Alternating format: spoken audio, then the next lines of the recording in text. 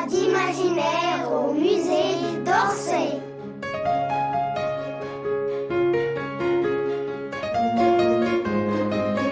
Augustine, enfin danseuse d'étoiles, une histoire inspirée du ballet par Edgar Degas.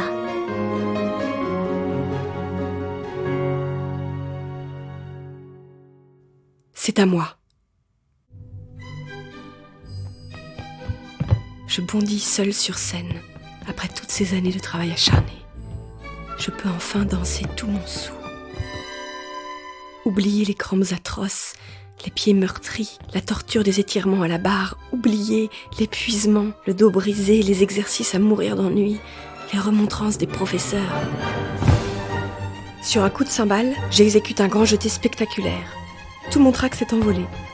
J'ai l'impression que mes chaussons sont ensorcelés et que je pourrais danser pour l'éternité. Dans la salle obscure, je ne vois pas le public, mais je le devine, je le sens, comme une bête géante et bienveillante. La rampe au bord de la scène m'aveugle un peu, mais je sais aussi qu'elle jette ses lumières sur mon tutu scintillant de nacre, sur mon visage blanc de maquillage, aussi pâle qu'un masque japonais.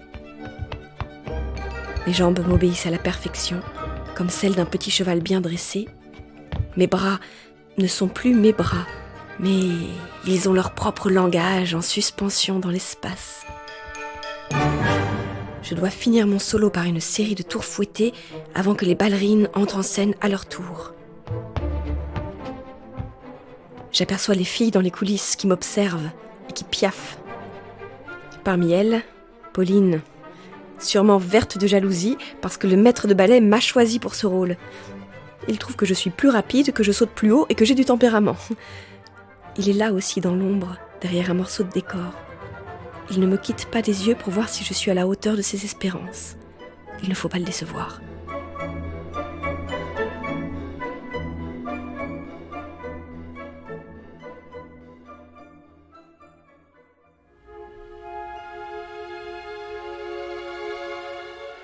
Pauline, elle, est si contrariée qu'elle ne me parle plus depuis des semaines. Mais je la comprends. Si elle avait été choisie à ma place, moi aussi je bouderais. Ce soir, en sortant de l'opéra, je lui offrirai un petit bouquet de violettes pour la consoler. C'est pénible, cette jalousie entre nous, mais on ne peut s'en empêcher, c'est le métier qui veut ça. C'est merveilleux d'être première danseuse. Mais maintenant, je ne pourrais plus aller poser aussi souvent pour Monsieur Degas, pourtant ça me plaisait bien. J'ai appris à connaître le grand artiste et j'ai même repéré quelques-unes de ses manies. J'ai remarqué qu'il aimait multiplier les points de vue, jouer des plongées, des contre-plongées, et nous dessiner par en dessus, par en dessous, comme s'il nous avait observé d'une loge de côté, de la corbeille ou du parterre. Quel singulier coco que ce Degas, selon sa propre expression, sinon je ne me permettrais pas. Un jour que j'étais chez lui pour poser, il a expliqué à un visiteur qu'il avait même envisagé de faire construire des gradins dans son atelier, pour s'habituer à dessiner de bas en haut et de haut en bas.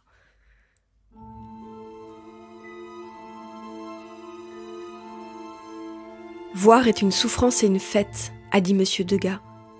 Quelle phrase extraordinaire. Il faut dire qu'avec ses yeux malades, il voit de moins en moins bien. Il ne peut plus travailler dans la précision et les détails, comme lorsqu'il peignait ses toiles avec de la peinture à l'huile. Alors j'ai l'impression qu'il se venge dans la couleur. Il sabre le papier à grands coups de pastel. Les couleurs explosent, se superposent en hachures, se griffent les unes les autres, ou forment des brouillards de poudre chatoyantes. Monsieur Degas se métamorphose en démon de l'art, et ses mains sont couvertes de poussière arc-en-ciel. C'est un ours un peu rosse, mais poète, à l'intérieur.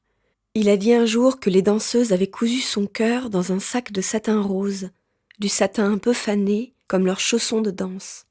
Comme c'est charmant, vous ne trouvez pas ? Ah, j'aimerais tant que Monsieur Degas me représente comme ça.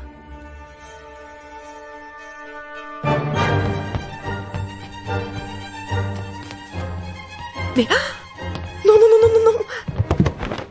À la fin de mon solo sur scène, catastrophe. Ma cheville me trahit, je glisse et tombe devant tout le monde. C'est affreux. Un grand murmure parcourt le public. Je voudrais disparaître, je vais mourir de honte.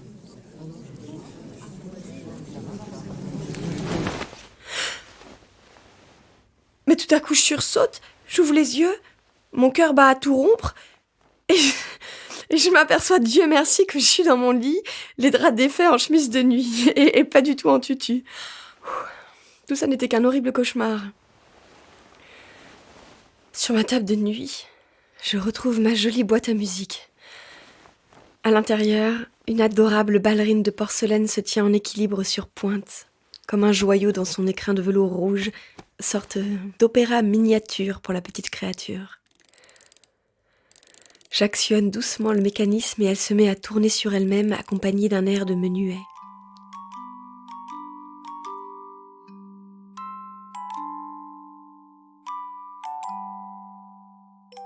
Allez, debout. Il est temps de me lever pour filer aux répétitions.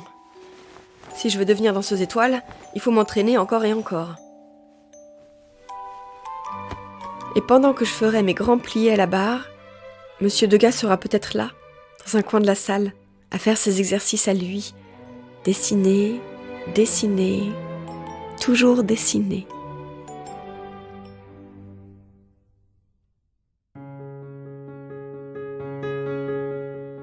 Augustine, enfin danseuse étoile. Texte de Béatrice Fontanelle, interprété par Adélaïde Pont.